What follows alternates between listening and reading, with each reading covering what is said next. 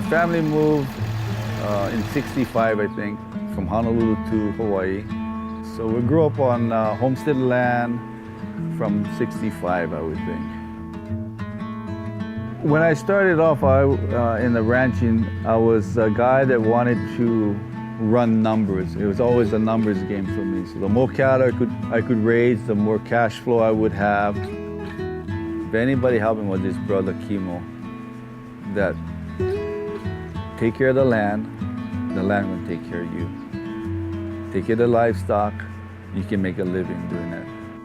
But he mentioned these two words to me. One was to ride for the brand, where no matter what ranch you're on or the ranch that you run, you riding for that, you represent that brand.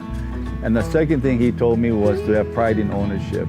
And not in a boastful way, but it was in a way that you'd be proud of what you're doing out in the land, which I never really looked at much when I was growing up.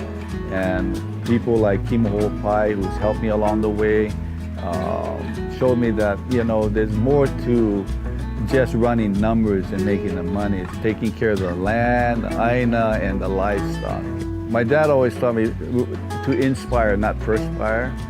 And those days of running out there and chasing cattle to get them to move pastures that's old already. That's way in the past. I'd rather go out, call the cattle, and have them come to me instead of run away from me like they normally used to do. And you can see the temperament on those cattle are nice, and the calves are the same way. So after having now 12 generations from the original herd, we just kind of stayed in that same, I hate using system, but method is the better word, because you can adapt to changes if you have to, right? Systems, you just locked into it, right? There's a lot more to do, but I feel from the people that I've watched, families, other ranch families, old timers that really love the land, I got to be a part of that and feel that. I never had that before. Basically, like, you know, how do we survive? You know, when we get thirsty, we want to drink. Well, how far is the water trough from my cows? I mean, they got to travel a mile, or can they just travel, you know, 1,000 feet or so to go drink?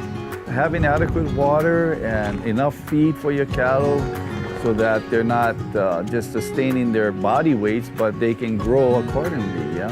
And then good management. Good management is just spending time with your cattle. But if you spend time with them, they get to not be flighty around people coming around. That goes a long way. You got more tender beef because they're not stressed, all of the above. So treat them almost like they're human beings. But the food that we produce on the table, the steaks that we do, we pray that it's the best quality that we can give out. And it can only come through good management, good education, mentors helping us along the way. That statement I made earlier about ride for the brand and pride in ownership, it's going to show when it hits the plate or hits the table.